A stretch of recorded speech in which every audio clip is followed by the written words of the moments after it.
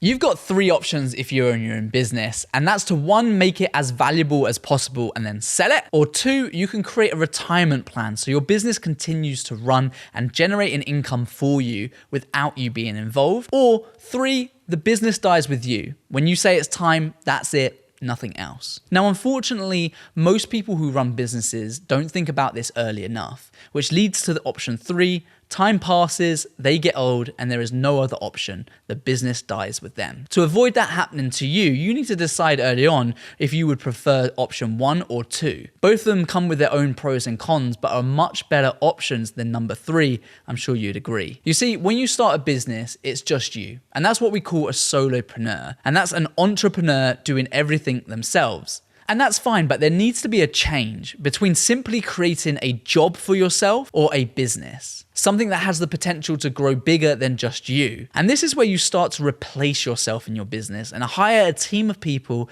who can do your job better than you can.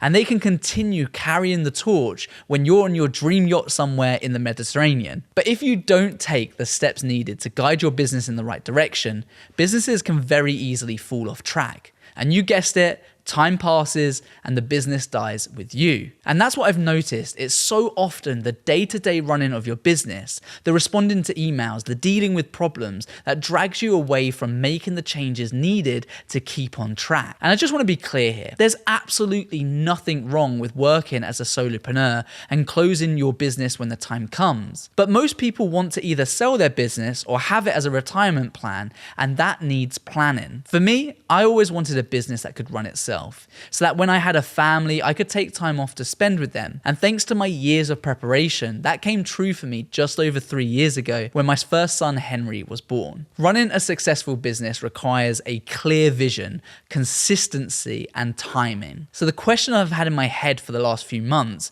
is, should I sell or should I hold? Selling your business is something that you can't turn back on, so if longevity is what you want, then maybe holding and building out that team would be best. And the decision I've come to is right now, it doesn't actually matter. You see, when people buy businesses, they buy into your systems, processes, and management teams. Without that, you don't have a business. But that's also exactly what you need to have a business that runs itself. And although we have managed to build that over time and continue to scale the size of the business, the sense of urgency to sell or to make a decision isn't something I need to make right now. I just need to ensure I'm spending time on working on the business, building out a team, contracting clients, refining the process, and not getting dragged into the day-to-day, which will stop any hope of my dream future. So I suppose I'm getting ready to sell my business, but I don't need to finalize that decision just yet. I just want you to understand your options so that you never fall short of your dreams.